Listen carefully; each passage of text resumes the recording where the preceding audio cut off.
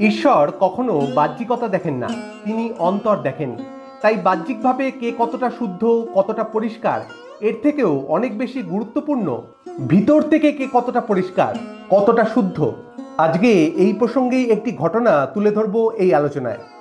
একবার ঘাটাল থেকে বেশ কয়েকটি লোক মা শারদার সাথে দেখা করতে কলকাতা এলেন, অর্থাৎ বাগবাজারে মায়ের বাড়িতে। কিন্তু আশ্চর্যের বিষয়টি হলো, ওনারা ঘাটাল থেকে কলকাতায় পায়ে হেঁটে এসেছেন। মানে এতটা পথ পায়ে হেঁটে শুধুমাত্র মাকে দেখবেন বলে এসেছেন। কতটা ব্যাকুলতা ওনাদের মধ্যে। আর তাছাড়া সেই সময় যাতায়াতের জন্য এত ব্যবস্থাও ছিল না, তখন অনেক দূর দূর পর্যন্ত পায়ে হেঁটে যেতে হতো। তো ওনারাও কষ্ট করে ক্লান্ত হয়ে মায়ের কাছে এসেছেন। কিন্তু দুর্ভাগ্যবশত যখন ওনারা এসেছেন উদ্বোধনে, তখন মায়ের ঘরের দরজা বন্ধ হয়ে গেছে। মা বিশ্রাম করছেন, এখন ভক্তদের দেখা দিচ্ছেন না। তো মায়ের বাড়িতে সেই সময় একতলায় যে সেবকটি ছিলেন, তিনি ওনাদেরকে এই কথাটি বললেন যে মায়ের ঘরের দরজা বন্ধ হয়ে গেছে, তাই এখন তোমাদের দর্শন হবে না। এই প্রসঙ্গে বলে রাখি যে ওনারা যারা এসেছিলেন, ওনারা ছিলেন অতি দরিদ্র। তো এই সমাজে তথাকথিতভাবে যারা এরকমভাবে বাইরে থেকে রুক্ষ বেশ, অমার্জিত, তাদের তো একটু কম সম্মান দেওয়া হয়। বিষয়টি ঠিক না হলেও এটাই বাস্তব। বাইরে থেকে একটি রুক্ষ বেশ, নোংরা পোশাক, তার মানে তাদেরকে একটু অবহেলা করা হবে, এটা বাস্তব। তো ওই সেবকটিও ওনাদেরকে যে খুব গুরুত্ব দিয়ে কথা বলছিলেন এমনটি নয়। তো ওই দীন দরিদ্র ক্লান্ত লোকগুলো যখন জানতে পারলেন যে মায়ের সাথে দেখা করা যাবে না, তখন স্বাভাবিকভাবেই হতাশ হয়ে গেলেন যে এত দূর থেকে এত কষ্ট করে আসা, জগৎ জননীকে দেখবেন বলে, সেখানে এমনই কপাল যে মায়ের সাথে দেখা পর্যন্ত হলো না। তো ওনারা মাঠের মধ্যে দাঁড়িয়ে ওই দোতলার দিকে তাকিয়ে আছেন হতাশার দৃষ্টিতে। তখন তো মায়ের বাড়ি বা মায়ের বাড়ির চারপাশটা এখনকার মতন ছিল না, এত দোকানপাট, রাস্তাঘাট, বাড়িঘর এসব ছিল না। তো মায়ের বাড়ির সামনে একটি মাঠ ছিল, সেই মাঠ থেকেই ওনারা ওই দোতলার দিকে তাকিয়ে আছেন। ঠিক সেই সময় অন্তর্যামিনী মা ঘর থেকে বেরিয়ে এসে ওই বারান্দাটিতে দাঁড়ালেন। যারা ইতিমধ্যেই মায়ের বাড়িতে বাগবাজারে গেছেন, ওনারা বুঝতে পারবেন যে দোতলায় মায়ের ঘর, মায়ের ঘরের সামনে বারান্দা, সেই বারান্দায় এসে দাঁড়ালেন মা। তো মাকে দেখতে পেয়ে ওনাদের প্রাণে যেন জল এলো। যদিও ওনারা কিন্তু মাকে চিনতেন না, লোকের মুখে মায়ের কথা শুনেছেন তাই এসেছেন। মাকে তো দেখেননি আগে, এবং মায়ের কোনো ছবিও দেখেননি।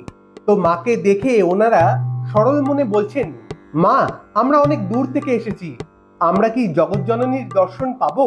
তো মাকেই এটি জিজ্ঞাসা করছেন। তো মা শুনলেন যে ওনারা ঘাটাল থেকে এসেছে। তারপর ওই সেবকটিকে মা বললেন যে ওদেরকে উপরে নিয়ে এসো। আহা, কত দূর থেকে এসেছে। কিন্তু সেবকটি একটু সংকোচ বোধ করলেন। ওই যে বাইরে থেকে ময়লা পোশাক, রুক্ষ বেশ, মানেই তাদের সম্মান কম। তো সেবকটি সংকোচ নিয়ে বললেন, মা ওরা যে এক পঙ্গপাল, ভারী নোংরা, আপনি ওদেরকে ভিতরে আসতে বলছেন? এই কথাটি শুনে মা খানিকটা ব্যথিত হলেন এবং মা বলছেন, পৃথিবীর সবাইকে আমি দেখা দিচ্ছি, আর এরা কত কষ্ট করে এসেছে, এদেরকে দেখা দেবো না? নিয়ে এসো ওদের।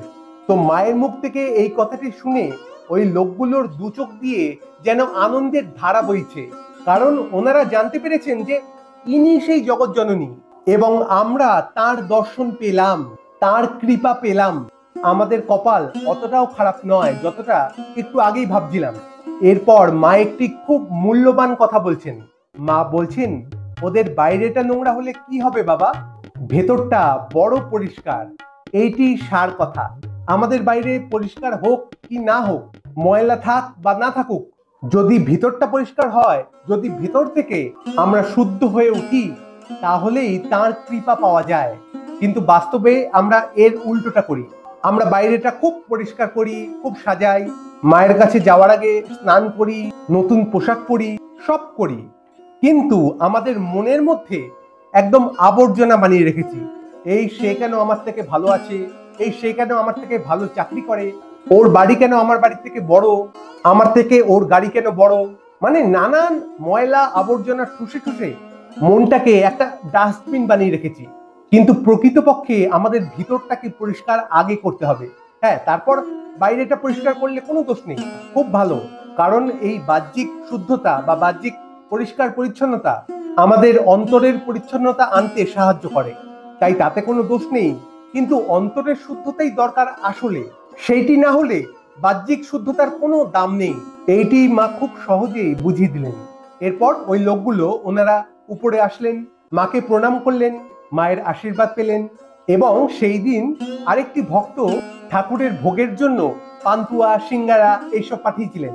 তো মা সেই পান্তুয়া এবং সিঙ্গারাগুলো এনাদের মধ্যে ভাগ করে দিলেন। এনারা তো মায়ের কৃপা পেয়ে ধন্য হয়ে গেলেন। বুঝতে পারলেন মা প্রকৃতপক্ষেই দীন ও দুঃখিনীর মা, করুণাময়ী মা।